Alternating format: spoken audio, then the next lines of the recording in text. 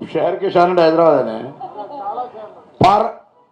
పార్లమెంటులో జరిగినటువంటి దాడి దాన్ని ప్రశ్నించినటువంటి పార్లమెంట్ సభ్యులను బహిష్కరించిన తీరు ఈ ప్రభుత్వం నియంత్రితంగా ఏ విధంగా చర్చకు భయపడుతుంది అనే అంశం మీద దేశవ్యాప్తంగా కాంగ్రెస్ పార్టీ ఈరోజు ధర్నా చేస్తూ ఉంది. ఈ ప్రజాస్వామ్యంలో ప్రజలతో ఎన్నుకోబడి యావత్ దేశంలో ప్రజాస్వామ్యానికి దేవాలయమైనటువంటి పార్లమెంటులో పైనుండి కిందికి దూకి పార్లమెంటు సభ్యుల మధ్యలో టియర్ గ్యాస్ పొగ బాంబులు వేస్తే ఆ అంశం మీద స్పందించి హోంమంత్రి రాజీనామా చేసి పార్లమెంటుతో పాటుగా యావత్ దేశానికి జవాబు చెప్పాల్సినటువంటి నరేంద్ర మోడీ గారి ప్రభుత్వం ఈ అంశాన్ని అడిగినటువంటి పార్లమెంటు సభ్యుల్ని దేశ చరిత్రలో ఎన్నడూ కూడా ఆంగ్లేయులు పరిపాలించినారు కూడా లేనటువంటి విధంగా నియంతృత్వంగా ఒకటే రోజు 90 మందిని మొత్తం 150 మందిని పార్లమెంట్ నుంచి బయటికి పంపి బిల్లులు పాస్ చేసుకున్నటువంటి నియంతృత్వ ప్రభుత్వం ఇది. అందుకే ఈరోజు కాంగ్రెస్ పార్టీ తెలంగాణ హైదరాబాద్ కేంద్రంగా కేంద్ర ప్రభుత్వానికి హెచ్చరిక చేస్తూ ఉంది.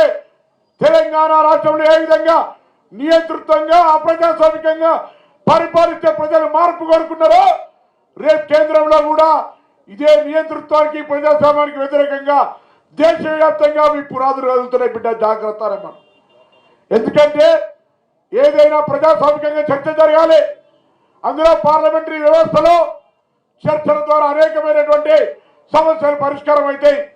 కానీ ఈ ప్రభుత్వం నియంతృత్వంగా మేమిద్దరం మాకిద్దరని దేశంలో ఉన్నటువంటి తాత ముత్తాతల నుంచి కూడబెట్టినటువంటి ఆస్తులన్నీ అమ్మేయడం, నియంతృత్వంగా ప్రభుత్వాన్ని ఎవరు విమర్శిస్తే వాళ్ళ జేబు సంస్థలుగా ఈడీ ఎన్ఫోర్స్మెంట్ విజిలెన్స్ తోటి దాడి చేసే కార్యక్రమాలు జరుగుతున్నాయి. అందుకే ఇలా ప్రజాస్వామిక వాదులంతా గమనించాలి. తెలంగాణలో ఉన్న ప్రతి పౌరుడు కేంద్ర ప్రభుత్వం యొక్క చర్యల్ని గమనించాలని ఈ ధర్నా ద్వారా కాంగ్రెస్ పార్టీ తెలియజేస్తూ ఉంది. ఆలోచన చేయండి ప్రజాస్వామిక వాదులారా, తెలంగాణ ప్రజలారా.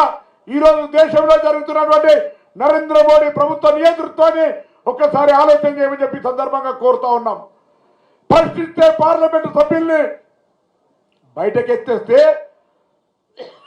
ప్రజా సమస్యల చర్చకు వేదికైన పార్లమెంటు నియంతృత్వంగా నడిస్తే అటువంటి పార్లమెంట్లో దాడి జరిగితే జవాబు చెప్పని ప్రభుత్వం గురించి ఆలోచన చేయని కోరుతూ ఈ ధర్నాలో అందరు పెద్దలు పాల్గొన్నారు. నాకు ఇచ్చిన అవకాశం ధన్యవాదాలు తెలియజేస్తూ